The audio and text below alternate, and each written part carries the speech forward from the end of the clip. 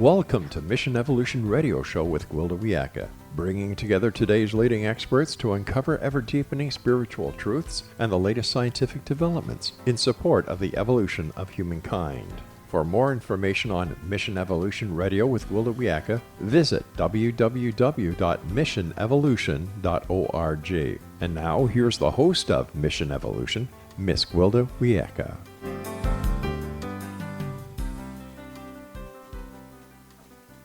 Hello, my visionary friends. Thank you for joining us on another exciting adventure into future possibilities. This is Mission Evolution, where we share innovative thoughts and information with today's leading experts, bringing evolutionary solution to today's unique challenges. You, my treasured audience, are a very important part of this discussion. Email info@missionevolution.org with any comments or questions. We'll address them on the very next show. So take notes, sit back, and enjoy. This hour will consider lockdown, stress eating, and addictions. There are many hidden effects of the pandemic that were not obvious at first. Among those is an increase in addictions and overdoses. Dr. Nora D. Vocal, the director of the National Institute on Drug Abuse, stated, "We do not have nationwide data to capture the full impact of COVID-19 and its related societal effects on overdose deaths, but some indicators show troubling increases associated with it." In thinking of addiction, we often link it with drugs and alcohol. However, due to the lockdown, there are hidden addictions on the rise that we may not recognize. While addiction may primarily be viewed as a mental problem, there are multiple physical factors involved as well. As we've been coping with the stress and uncertainty caused by COVID-19 and the resulting isolation, many of us have taken to increased stress eating or comfort foods. The foods people tend to crave in these situations are very often processed or fried foods laden with sugar, salt, saturated fats, and refined carbohydrates. These types of food provide a temporary high. They also destabilize blood sugar, increase inflammation, and deplete the brain of essential neurotransmitters, creating biochemical deficits. These deficits lead to anxiety, depression, and sleep problems, all of which have been linked to increased risk of drug use. With us this hour to discuss the nature of addictions and new methods of beating them is Joseph Eisele, author of Leaving Drug and Alcohol Addictions for Good. He's the co-founder and clinical director of InnerBalance Health Center in Loveland, Colorado, a holistic treatment center established in 1999 for individuals battling drug and alcohol addiction. Eisele is a pioneer in the use of biochemical restoration, the missing link he discovered during his own journey to sobriety more than 35 years ago. He holds state and national certificates as an alcohol and drug therapist and receives specialized training in interventionist from the Johnson Institute. His website, InnerBalanceHealthCenter.com. Joseph, on behalf of our listeners and myself, so much for joining us on Mission Evolution. Thank you, Gwilda. Glad to be here. So what's your educational background? Well, for the last, 38 years, I've been working on certifications to be state certified, nationally certified addiction specialist. Mm-hmm. How did you become involved in working with addictions? Well, that's my long story, Wilden. That's what the book is really about, is my journey through addictions into recovery and then into what I call today full recovery. A lot of pitfalls and problems along the way. And then it's my writer's journey as a family person through addictions, and then her son through an addiction. So that's how I got into it years ago when I don't know if you're interested in the beginning. Is that something you'd like to know about? Well, we might go back there, but for now, Okay. That sure gives us a background. Sure. You're the co-founder of InnerBalance Health Center. Tell us a little about your center and how it differs from the others out there. Well, we're what we call holistic. And when we use the word holistic, what we mean is that we treat the damage done by addiction to the mind, the body, the spirit, and the environment. All four of those have to fully recover in order to beat this illness. I've been treating addictions for about 38 years. The first part of that, I was a traditional treatment center, an outpatient program.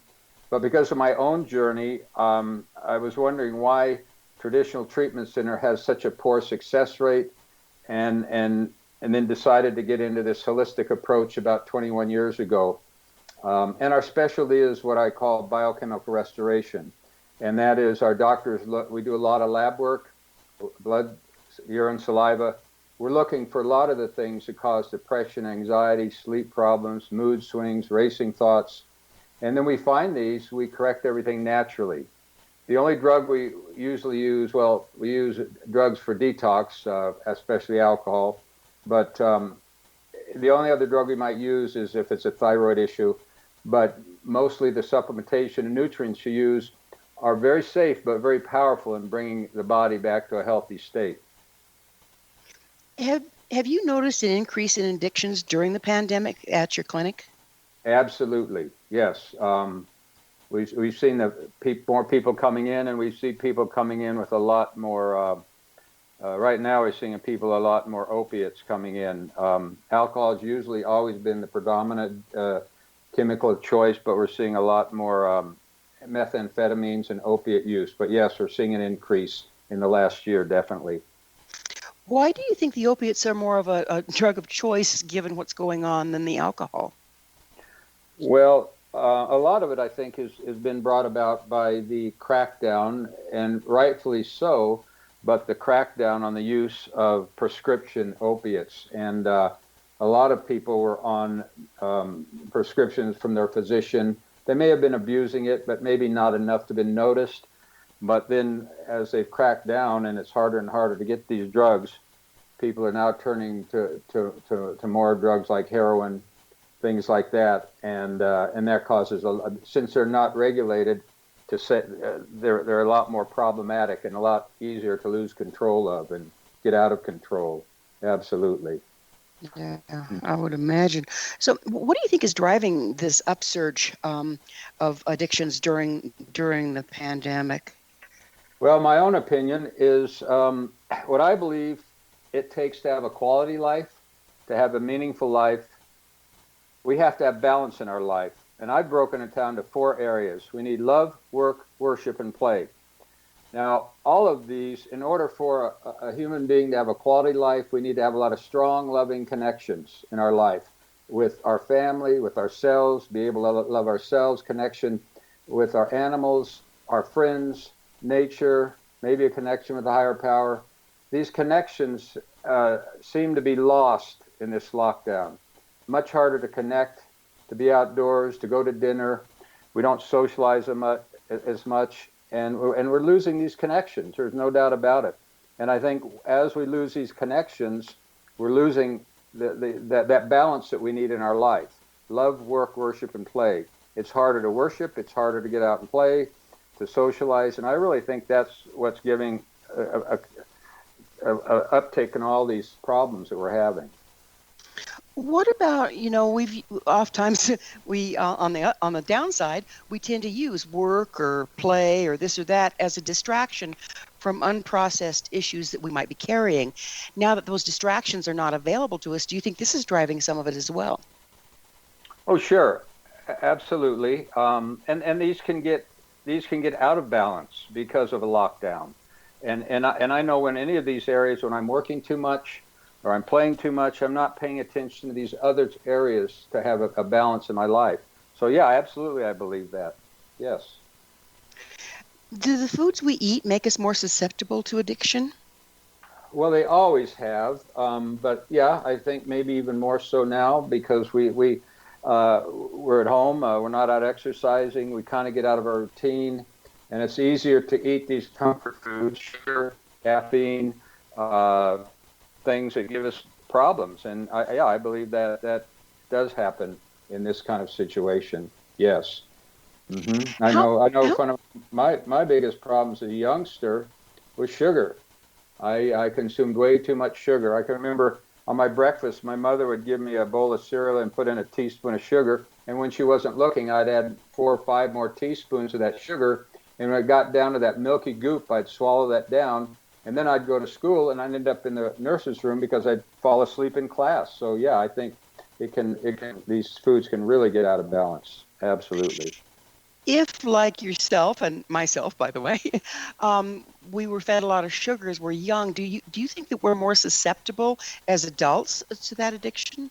There's no doubt about it. There was and I can't remember the fellow's research that he did, and his insight was that the more sugar we got as youngsters, the more vulnerable we were for addictions because it sets up that that craving for more of the sugar, that craving process that happens later on in addictions when we introduce ourselves to other mind altering chemicals or other substances. Absolutely.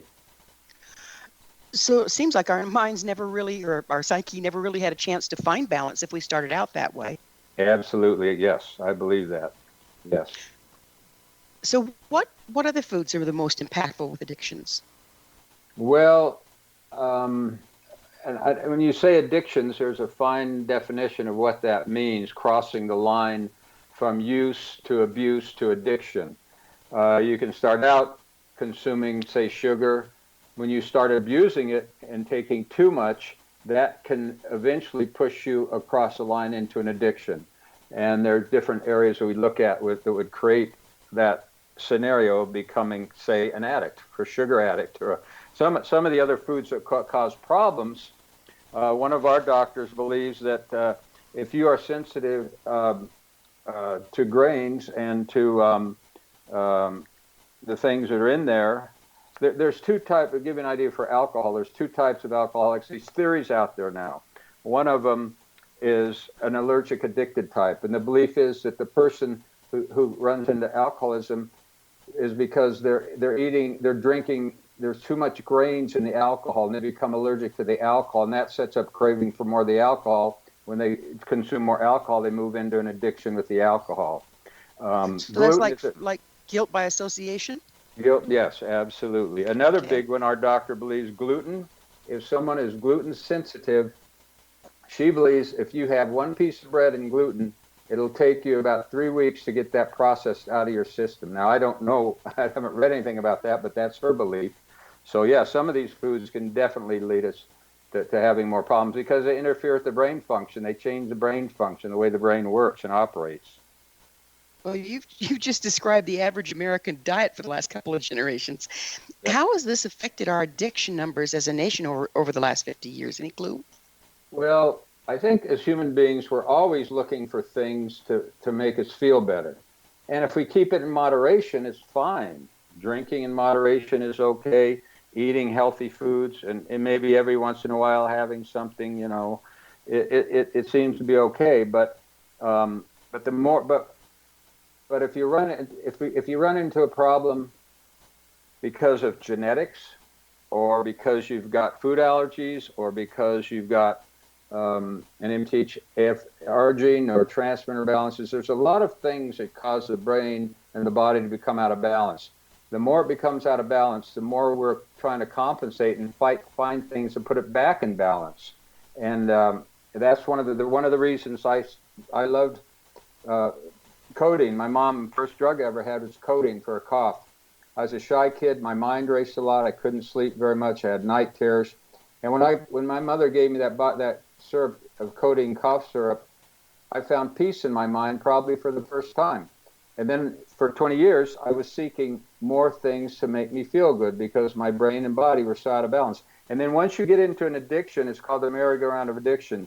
You may have started using for whatever reason, social, shyness, because you're depressed, because you're anxious. But then when you start moving into the addiction, now the addiction itself is causing problems, and you're drinking or using to relieve those problems. Well, we're going to have to take a break and pick up on the other side with this. Joseph and I will return shortly, so don't you folks go away. You're listening to Mission Evolution, coming to you on the X-Zone Broadcast Network, www.xzbn.net.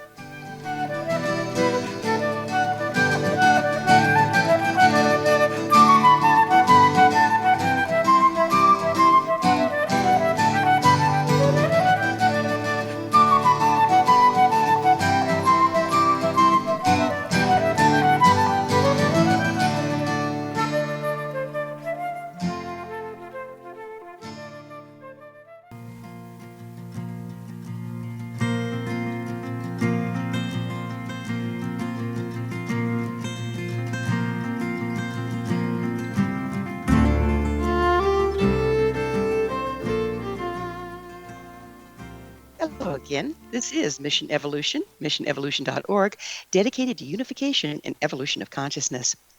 To all our faithful and thoughtful listeners, we really value your opinion and would love to hear from you. What do you think about lockdown furthering addictions? Email me at info@missionevolution.org and give me your thoughts or questions so we can all share them on the next show.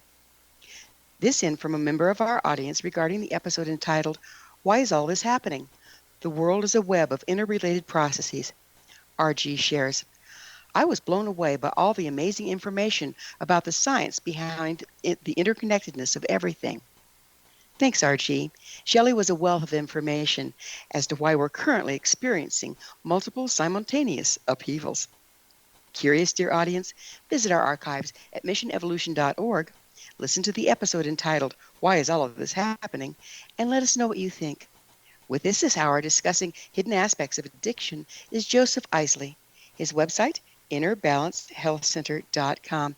Joseph, it comes to me, and of course we've seen it, that also PTSD, which I think there's a lot more of it out there than we know about, is a real factor in addictions. Would you speak to that a little bit?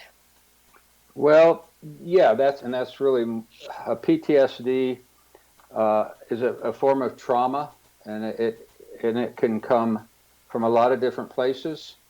My own belief is someone who's been in an addiction for 20 years is suffering a lot of trauma, all the pain and the misery and the depression and the anxiety and the ruined relationships.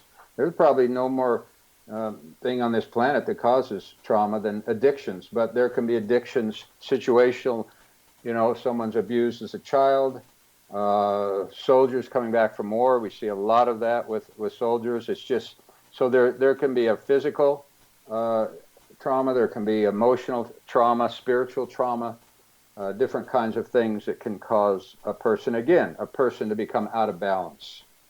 Well, that sounds like a real, you're getting it from above and below. In other words, you do have addictions because of PTSD, and PTSD cause addictions. Yep. How can you start to break that up? Well, that's exactly what we work on at InnerBalance, because in order to somebody to heal, we have to treat the mind, the spirit, the emotions, and the environment, and the body. A lot of good treatment centers will address the mind and the spirit and the emotions, but I don't know of any other treatment center that does as good a job as InnerBalance at treating the body, the emotional. If you leave that out, it's like a cog in a wheel. If you leave it out, that's not going to that wheel is not going to run very smoothly. And so you have to treat the whole person. That's the meaning of holistic. And you have to treat the trauma, the emotional trauma, if there's situational trauma like sexual abuse or physical abuse or any kind of trauma like that. You also have to treat that. So it's treating the whole person, not just one aspect of the person. It seems like PTSD is much more common than one might think, given all the trauma in our environments at this point. And then, speak of a trauma, being in the middle of a pandemic, does that gear up PTSD that might be hidden and add to the equation? It can, and I don't know, Will, if it's there's more of it going on today, or it's just we're just more aware of it today. Clearly, people suffered trauma back in the older days, but we're becoming more aware of it. We're shining more light on it, and looking at the problems and the consequences of untreated trauma or PTSD. But yes, absolutely, this kind of situation, again, you're isolating people, you're keeping them away from their loved ones or the things that they were doing before, maybe taking walks, maybe riding a bike, maybe going to special concerts or doing the things that they felt involved in. And when you isolate anyone, that's what they did in concentration camps. They isolated people. And, it definitely comes out more because of something that's been going on like the pandemic. Yes. So perfect storm, isolate us and sit us in front of a TV set with the news on. Absolutely. Oh, yes, absolutely. Yes. Couldn't be any worse, I don't think. Yeah. What age group seems to be the most impacted with addictions at this point? Well, in the last several years, we've definitely seen more and more young people struggling with addictions. But I don't know that it crosses all age groups. We see all from very young to very old coming through our center. But the average age is probably between 30 and 50. But again, we're seeing a lot of young people because drugs are more prevalent. I don't know if the social pressures are more, but yeah, we're seeing more young people struggle with. And there's not, to be honest with you, there's not a lot of good treatment for young people under the age of 18 for treatment for drug and alcohol addictions. How do you treat them differently? Is it just where the center sets its age limit, or is there a different way of managing the younger people? It is a different way of managing them. They don't have the skills yet. It's hard for them to be in an adult population. Emotionally, they're not mature.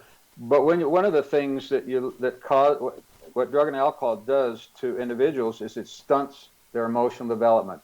When I started using drugs and alcohol at 14, I stopped using at 34. I had the emotional development of about an 18-year-old. So if you couple that with kids starting even a younger age, they're not. It's very difficult for them to move in an adult population until they're at least around 18 or 19, because they have to be able to deal with their feelings. And most kids are really out of control a lot of times with their emotions. They don't know how to deal with anger. They don't know how to deal with frustration, disappointment, and rejection. So it's a harder population, definitely. Well, as a mother and grandmother, aunt, all of those things, I've watched children when they, come Halloween or this or that, and they start getting into sugar. Oh my It God. seems to start this personality torque to where they get angry and they want that sugar and they don't want their dinner and they throw fits and they become extremely unbalanced. Now, if this starts very young, does that impact our emotional development? Absolutely, yes. What happens is they become more and more dependent, because what happens is it's that sugar that gives them a feeling of well-being, a good feeling, a high, if you will. And the more they use that, and then if they move into drug and alcohol addiction, they start dealing. They're not dealing with life. They're using their drugs and alcohol to deal with life. In other words, they're not being able to get in a relationship. I had, when I got sober, I didn't know how to be in a relationship. It scared me. I didn't know how to be close to people. I didn't know how to communicate with people because I never got that emotional development. I was always dependent on chemicals to get me through life. And that's what the problem with young people who get into, we see a lot of young people, say at the age of 20, 21, 2, and they're just, they can't deal with life. It's just really hard for them because they've lost some emotional development and spiritual development and mental development also. And it seems like, it's such a battle with some of them because they're extremely addictive and become very reactionary. Parents just kind of throw up their hands and take them to McDonald's. Yes. I know that Sharon talks in our book, what her experience was that parents don't, number one, they don't know how to deal with their kid getting into chemical use. They don't want to overreact, and usually they underreact. And what she talks about in the book is that she wished she'd have been more of a snoop and getting involved in the kids' lives, looking what's on their website, looking at what they're doing. Because if you're not, you got to be a detective nowadays with these young people, and really to make sure they're not moving into the area of using and abusing these chemicals. Well, there's so many hidden chemicals, like we've been discussing for the entire episode here, that are pawned off as normal diets for kids. What can you tell us about diet, neurotransmitters, and biochemical deficits? Well, definitely there's three neurotransmitters that we look at: the serotonin for depression, the GABA receptor for anxiety, and the dopamine receptor. And that's a very important one when you're looking at opiate addiction, because the dopamine receptors is what gives us a sense of well-being. And foods can change these receptors. They can alter them. When you eat sugar, it is working in that serotonin receptor to give you a feeling of pleasure. And again, if you're wired in a way, if you've got some other issues, let me give you an example. If you're a woman who goes through childbirth, and then after childbirth you're depressed, you're anxious, you start eating more sugar to feel better, using more caffeine because now your adrenal glands are getting exhausted. You need something for energy, so you start drinking more caffeine, maybe moving to these energy drinks. What you're doing is you're trying to find things that help make you feel better. You're just going down the wrong path. sugar, caffeine, other foods that are problematic like that. And you're moving, and then a lot of times they'll transfer over to drinking and drinking more because now they've got these imbalances, neurotransmitter imbalances, adrenal exhaustion. Thyroid problems can cause very difficulty with an individual. Yeah, so it's all about trying to compensate. If you're feeling bad and not in balance physically or mentally or spiritually, you're going to gravitate for, I'll give you an example. Let's say you're in a car accident, you've got a broken leg. The ambulance takes you to the hospital, but the doctors don't fix the broken leg. They just give you opiates, so now you don't feel the pain, and they send you home. And then a month later, they're not going to give you any more opiates, but you're left with a broken leg. What are you going to do? You're going to start gravitating for other things to get the relief from the pain of that broken leg. So you're saying that emotional pain is no different? No different, exactly. Right, exactly. How can a person tell if they have biochemical deficits? Lab work. You can look at symptoms. You can, like if you've got, I'll give you one example, a condition called, which one is it? Histamine. Histamine, and a histamine is a chemical in the brain. If you have a condition called histodalia, you're creating too much histamine in the brain, and you're causing your neurons to overfire. So difficulty slowing your mind down, difficulty sleeping, difficulty concentrating. A lot of these young kids getting diagnosed with ADD and ADHD just have too much histamine in the brain. There are symptoms, and if you think of the Kennedy family, they've all had high histamine. The symptoms are high risk-taking, high sex drive, high libido. Drug and alcohol addiction is rampant through the Kennedy family. They've all had sex problems and risk-taking. One Kennedy killed skiing too fast, another one flying when he shouldn't have been. A lot of risk-taking involved. And it's basically you just have so much histamine. And why do you gravitate through risky activities? Because risky activities slow your mind down, and that feels good. You gravitate and you find alcohol slows the mind down. Opiates slow the mind down. One of the things I found out, because I had histodalia as a kid, I couldn't sleep very well, an hour or two a night. My mind raced a lot. And when I had that codeine, I felt peace. Well, I just found this out a couple of years ago, is that codeine is the number one thing that will reduce histamine. So unbeknownst to me, my mother was giving me something that reduced my histamine, and I could feel some peace in my mind. Well, obviously, you don't want to use codeine or other drugs or alcohol to bring down histamine. We can bring down histamine very nicely with certain nutrients. So if we're say we're in lockdown, and we're suddenly recognizing that we might be changing our behavior here, and it's not helping. What would be the first step to figure out if you need to get some assistance, and where would a person look?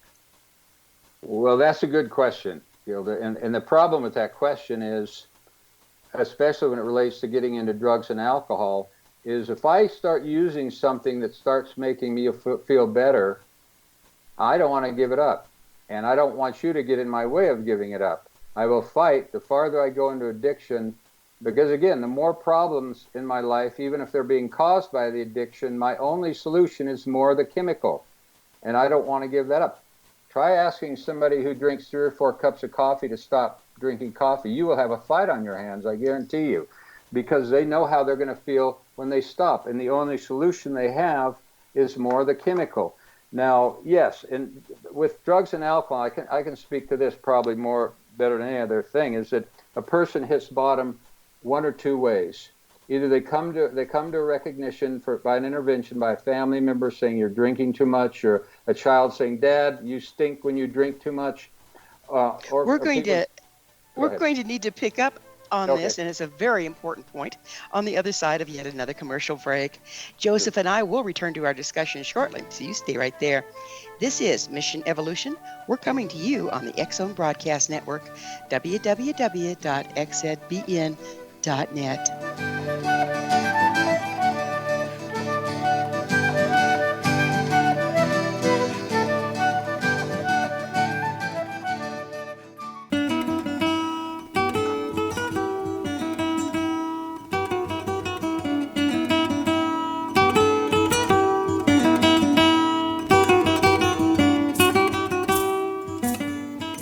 Welcome back. This is Mission Evolution. Did you know our entire leading edge information packed past episode collection is available to listen or download with our compliments? Visit our archives at www.missionevolution.org for our ever growing selection of guests and topics. To find out more about me, Gwilda Wiyaka, and the other things I offer, visit www.findyourpathhome.com. Our guest this hour is Joseph Eisele. We're speaking about lockdown and addictions. His website, InnerBalanceHealthCenter.com. Joseph, we were getting into a very important subject, and that's a person, if they're going to come out of addiction, if they're going to go into treatment and successfully come out of addiction, they have to be motivated, don't they? To somewhat, yes. There's got to be a reason, and I'll go back to they're going to hit bottom by one or two ways. Some of the family's going to say you got a problem, and they'll recognize that, and they may just be going in for the family, but that's okay. And then in treatment, they come to the bottom through an educational approach by getting educated about the addiction, learning about it, understanding what was going on and the problems it's causing. The other way they get help in hitting bottom is through enough pain. Unfortunately, with alcohol and drug addictions, it will take some pain for a person to say, I'm tired of it, I want to give it up, and I need help. And hopefully a person doesn't hurt themselves or others before they come to one of those two places where they accept help. Now, they don't have to be jumping up and down about coming in to get help, but they have to have a willingness to want to try to work a program and go into treatment. How much do you see where a person's been brought up in a family that has drug and alcohol abuse, that they normalize that and don't recognize that they're in trouble until too late? It becomes just a part of their life if they're growing up with it. My parents drank a lot and socialized a lot. It was part of their life. They'd have friends over and friends would drink, and they'd get out of control a lot. They're always laughing, giggling, and that kind of thing. So it was just part of life. Unfortunately, yeah. Yes. Mm-hmm. So in that case, a person would kind of have to re-examine what they thought was normal? Absolutely. Yes. The things they were doing weren't normal. Even though my parents loved me, they didn't share that a lot because they came from an older generation. But I had to come to understand that this isn't normal. Spending that much time with alcohol and drugs, it was just not normal. It shouldn't be. It is, unfortunately, in a lot of families. Right. So you work with intervention. What is intervention exactly? Well, it just means something that comes in between the person and their chemical use. An intervention can be a lot of different things. It can be getting a DUI. Again, it can be a son saying to his father, you stink, you drink too much, Dad. That can be an intervention. It can be, I like a soft intervention where I ask family members to ask their loved one to look at our video on our homepage. There's a couple of videos that help them understand there is a solution to their depression, their alcoholism, their drug addiction. And a lot of times people will see that and say, well, this may not be too bad then. It's because most people have the idea of what treatment is I'm going to sit around in a group and talk about how horrible my life is, talk about feelings, and I don't want to do that. Well, that's not what our program's about. We don't do that. We don't do therapy in a group. But yeah, so a lot of times we'll have people come in and they're reluctant and they say, I just don't want to be here. But after a few days, they fit in, they feel comfortable because we're respectful. We don't get in their face like the sub-programs do. And we treat people as if they had cancer or heart disease. We treat them with love and respect, and they appreciate that. That's pretty much what you're dealing with is an illness, right? Exactly, yes. So you say you use natural means for biochemical restoration, Right. and it does help with addictions. Now you're under a doctor's care. You have a doctor present, yes? We have a doctor, nurse, yes. Yep, absolutely. A doctor oversees everything that goes on in our clinic, even though we're using very safe nutrients that the doctor's in charge of that, yes. So they use all sorts of testing, blood tests and sort of A thing. lot of blood tests. I'll give you an example of one of the most prevalent that we're finding now in lab work. It's called the MTHFR gene, and it's a methylation issue. Everybody, now Quest does that for $100. They'll check the 1298 gene and the 677 gene. If you go on the internet and look up a couple good websites, type in MTHFR 1298 gene, where you're going to find the symptoms or addictions, mood issues, mental health issues. What that means, that gene is what it does is it helps it helps folic acid, a nutrient that is very critical for the neurotransmitter functions, get into the brain. And if you have that gene, it's not doing its job. You're not getting any folic acid. And even if you're taking a supplement or eating good vegetables to get folic acid, when we find that gene, and 40% of our clients have that gene, we can't fix it. We just give them a methylated form of folic acid, and now they don't need that gene to work. And of course, your doctor does that and discerns that. Absolutely. Yeah. Another So gene. how long must a person be involved with biochemical restoration before seeing a substantial change?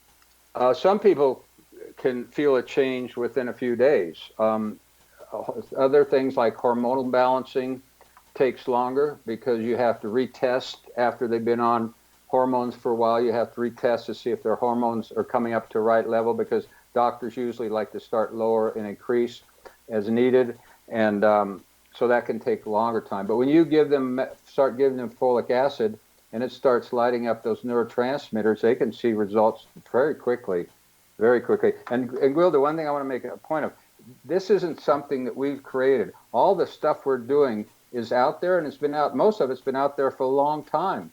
Hormonal imbalances, hypoglycemia. Every client in the last 20 years, alcohol client who's come into our program, has tested positive for hypoglycemia, mild, moderate, severe, or pre-diabetic.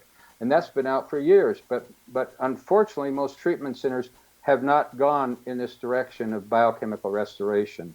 Well, I'm glad that you folks are. It sounds like biochemical restoration would require many of us to really revamp our diet, which isn't easy. How do you support that change for your clients? We get them, but they're not allowed. We don't use any sugar. We use things like stevia and other things that are more natural sweeteners. That don't mess with the blood sugar. They can't have coffee while they're in the program, and their diet is we use only all natural. Organic when most possible, but natural and organic food 3 times a day. And then we educate them. Our classes, again, they're not therapy classes, they're educational classes. And they learn about diet, they learn about how important it is. And when we do the 4-hour glucose tolerance test, a lot of them in that 3rd and 4th hour, they feel like crap because their blood sugar is hitting the bottom. So they're also getting the personal experience of what happens when they're eating too much sugar and their blood sugar is going up and down. But now they're getting the education on how to fix that. So That's wonderful. So are you a residential center or an outpatient? We're technically we're a day program with residential accommodations, right? We're in a little residential area, and we have a 5-star bed and breakfast that they can stay in. It's monitored all the time. Yes. Do you find that getting people away from their natural, their ordinary environment helps at the beginning? It helps if they're under stress, if there's family problems at home, fighting and arguing, if life is just overwhelming to them, or they've been drinking or using quite a bit, and they just need to, they're hanging around with too many friends that drank. They've got to stop that for a while. So there's criteria. Now, people can successfully do it in an outpatient, but that's another thing that this virus has kind of put a cramp on it. So we had to stop. We had outpatient and intensive outpatient, because we couldn't have clients coming and going and mixing with the other clients. We had to shut that down until we get this pandemic under control. And isn't that the sad thing that we're seeing on so many levels, is that, because of the stress of the pandemic, we need more treatment, and because of it's so susceptible. I mean, you can catch it so easily, you get less. It's been a challenge. Yeah. Yes. So what can a person expect to experience while they're first engaging in the biochemical restoration? You mentioned the, blood sugar dropping and this and that, but just emotionally, what can a person expect? Well, when we're doing the biochemical restoration, they're all connected. So it's really hard to separate the mind, the body, the emotions, because they all work together to give a person harmony. And when you're treating, example, like a lot of people come in and they can't sleep and they're depressed, find out they have a thyroid problem. The doctor gives them some natural thyroid medication, and now they're able to sleep more than an hour or 2 a night. They're getting more rest. They start to feel the depression lifting, and they feel more warmth in their body. And now it's affecting their emotional state. Now they're feeling better emotionally. So they're all interconnected. When you work on one, it affects the other. So when you're getting somebody out in nature, like our spiritual counselor, he takes them for a 5-hour nature walk. They feel more at peace. They feel more connected with nature. That affects their body also, affects their emotions and their spirit. So they're all interconnected. How does the nature piece fit in there? What all do you think is going on? Well, the nature thing, what we're talking about is spiritual. What we talk about spirituality is the thing that what gives meaning to a person's life are strong, loving connections with themselves, their family, friends, animals. And alcohol and drug addiction starts damaging and actually severing these loving connections. So we have a phenomenal spiritual counselor, and he takes them out in nature, that 5-hour walking out there. He's saying, Mary, help me understand, what did you love when you were younger? Did you have a horse you loved? Did you love being out with your family or friends? And then what happened to those connections in your addiction? And then they talk about, well, I started isolating. I started fighting with my family. I didn't go out in nature. I got rid of my pony. And then when he comes back, he starts helping them understand how to reconnect spiritually, how to start getting love back in their life. And part of that is starting to make amends to the people, their family, that this illness has started to destroy their life too. So there's a lot of things spiritually. And then when he takes them out in nature, people seem to open up more spiritually in nature. They feel more open in that environment. Do you think it's because of the balance that's inherent in nature that we've stepped out of? Yes, absolutely. Yes, going back to balance. Love, work, worship, and play. Play and worship can all be found in nature. So there's a lot of, absolutely, yes. Mm-hmm. Now, I know you're not a doctor, and I'm not asking for a Right. medical diagnosis here, but as a counselor, have you experienced where a lot of the light deprivation impacts addictions? Yeah, every year, at least here in Colorado, when we change the time, the clocks change, and it gets a lot darker earlier. Yeah, I think people experience. I've not even done any study on it, but yeah. Right. I just I wondered think if it you'd seen might. an upsurge in that because I know there's a lot of indication that people get depression because Yeah. of lack of light, Yep. and now we're locked inside, okay, Yep. and so we're even experiencing less balanced light Mm-hmm. while we're in lockdown. I wonder if that's impacting things as well. And the more depression you feel, the more you get out of balance, the more you're going to gravitate to things to make you feel better. Sugar, caffeine, alcohol, drugs. Yeah, absolutely. Yes. It's amazing how it slips up on us, this self-medication thing, isn't it? Absolutely. Yes, people really don't recognize. I'll give you an example. I'm getting older. I'm 74, and I'm starting to gain a little weight. And I look down. Wait a minute. I should be running more. I should be walking more. It creeps up on us before we know it. And the problem is the slower when somebody goes, and you can get into addiction fast for some of these designer drugs. Alcohol usually takes longer to get into an addiction than some of the like meth or crack or something like that. But once you get into it, it's very subtle because you don't recognize it at first, and it slowly creeps up on you. But by the time you recognize it, you're now using these chemicals to relieve the pain, and that's hard to give them up. But then they create as much pain as they're eliminating ultimately, don't they? Yes, exactly. Yes. Yeah. We're just about to go into another commercial break, but I would also like to talk about the impact that maybe not being able to see each other's faces has on people at large. Because I've certainly noticed I'll, go to the post office and I'll be all masked up, and Yep. the people around me will be, and you pass people, you don't even recognize them that you know, and how much is that playing into our isolation? So on the other side of this commercial break, we'll look at that aspect. But we do need to take a break. Joseph and I will be back shortly to continue our discussion, so don't go away. This is Mission Evolution on the X Zone Broadcast Network, www.xzbn.net.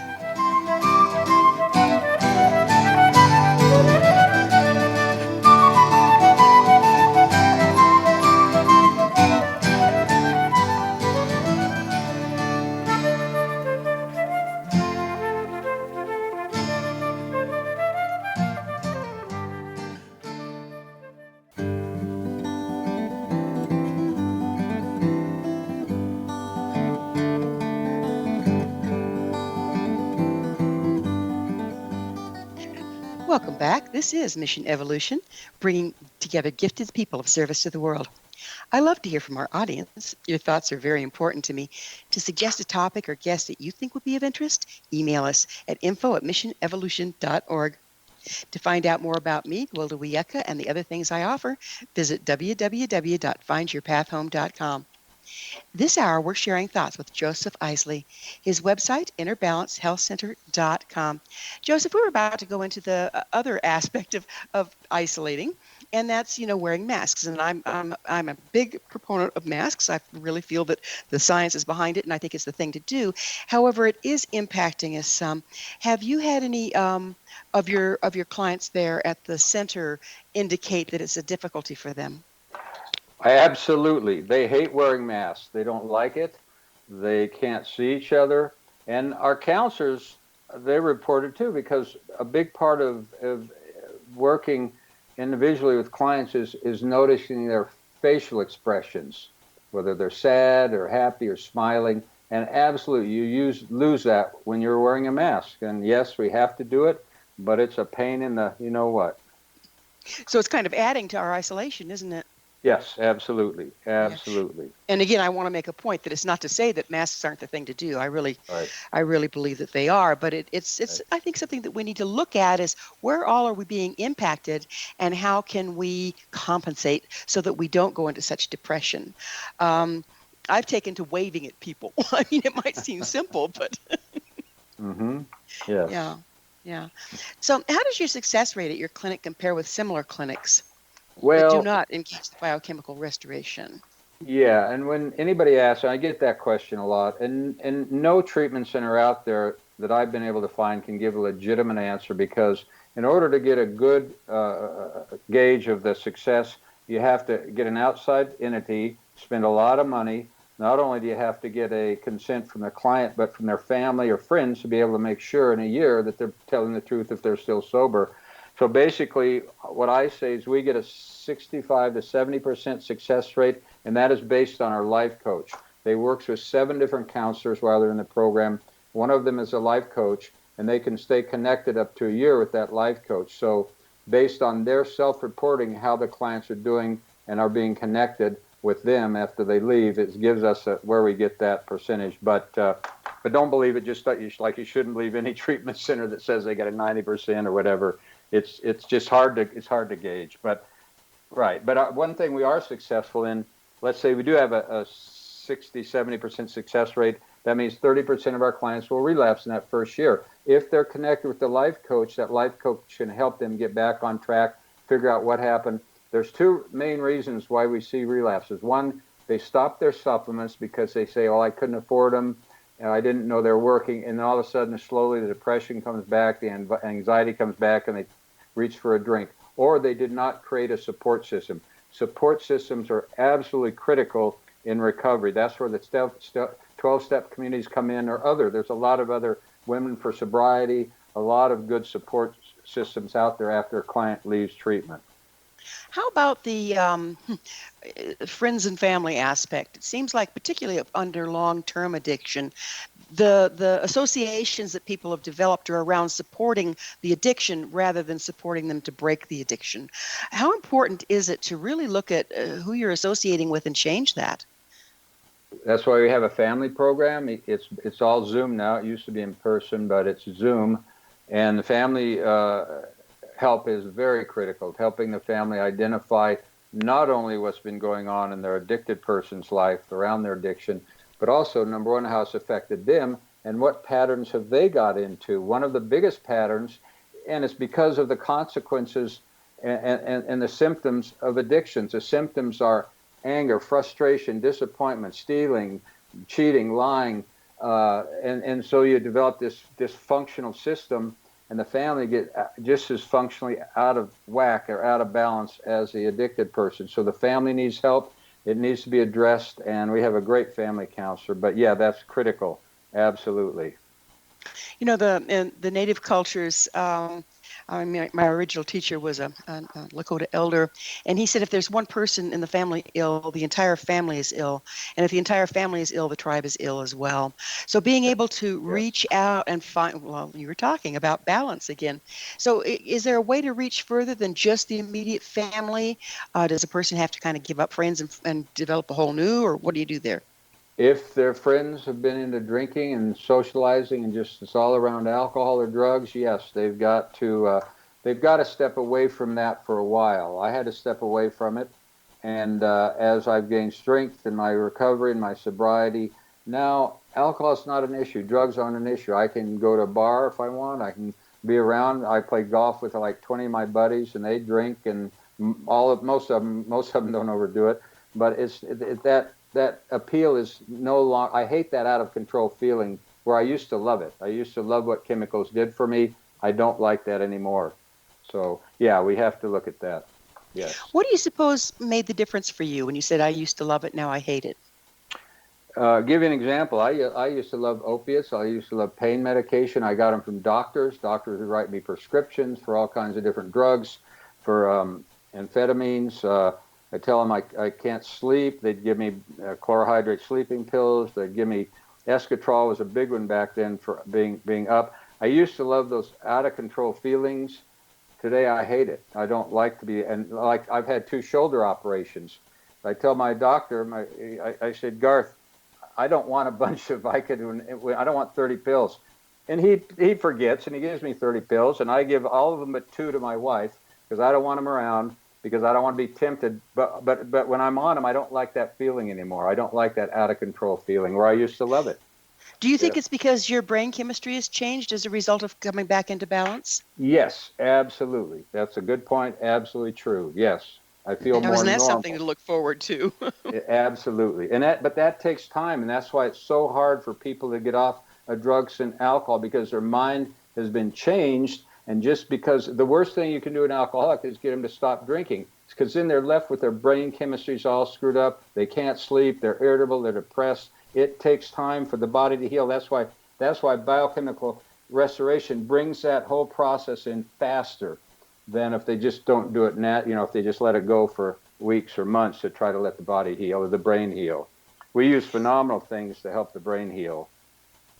So it's like when a person tries to quit drinking or quit doing drugs on their own, if they're left with this physical imbalance that drives them right back to it, then don't they suffer from the feelings of failure and feeling That of out of control and a victim of it? and I know, and I'm not a doctor, and I want to go back to that part about the hospital. It's like when you stop somebody from drinking, if you don't address all those other issues, they're going to feel the pain because you haven't fixed it, and they're going to want to gravitate to more chemicals or that what they know is a solution to fixing the pain. Now, the thing they're using has been causing the pain, but they don't have any other solution. Right. Have you found in your clinic that everyone pretty much requires a different combination of treatments? We're also individual. Yes, we are, and yes, we're very individual, and they're, biochemically, they all have different things going on. Some will have 1 or 2 things, some will have 5 or 6 things, and then emotionally and spiritually, you have to address everybody. You take them as an individual to deal with them in that approach. Yes. Mm-hmm. And your team there, you have doctors and therapists and all sorts of tests and this and that. How do you discern what's best for each individual? Well, their lab tests is we go on symptoms and lab tests. So the biochemical piece, the doctor and the medical team look at their labs. When they come in, they get a shotgun approach of supplements. They get a whole bunch because we're assuming they haven't been eating well, their gut's not working, their brain's not working. So we give them several supplements we think will help overall. But then as these labs come back, the doctors look at it and they say, well, they need more tryptophan, or they need more glutamine for anxiety because of based on their labs. Mm-hmm. And it's the same thing when somebody comes in and they have a lot of support from their family, their loving family, versus somebody coming in who had a dysfunctional family. You got to push them more in a direction of sober living. So you do have to treat everybody differently as an individual as their needs require. You know, it occurs to me that a lot of this does start with our diet. Big time. Do we need clinics Do we need clinics dedicated to working with food addictions to help mitigate their leading into drug and alcohol addictions? Are there any of those? Gwelda, you mentioned Native Americans. Native Americans has probably been the biggest population devastated by their diet. There was a study done a while back that they are extremely deficient in essential fatty acids. They used to get a lot of that from fish, but because they're on this horrible American diet that doesn't fit their needs, that's why there's alcoholism rampant in Native Americans. I have 3 friends who are Native Americans, and it has been in all, and what they need more, but one of the definite things they need is essential fatty acids to get their brain balanced. So yeah, it's absolutely. And so you have to look at nationality as well as blood type when you're looking at all this. Yes, absolutely. Yep. So what's your vision for the future of treatment of addictions?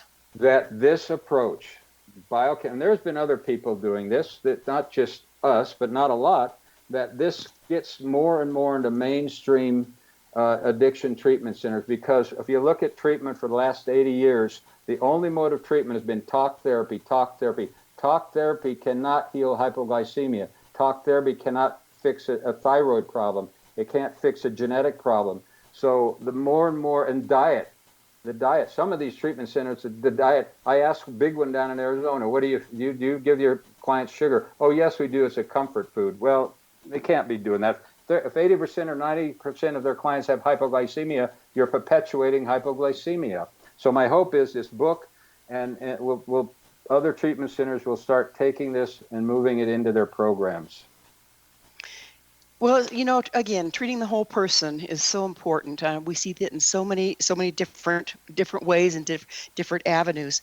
And so as we start treating the whole person, we bring things back into balance.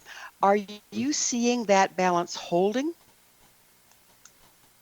And maybe I missed your question. Holding. Okay, as balance is a moving target. Yes. Yes. Do you teach skills to help people recognize when they're getting out of balance and how to self-correct?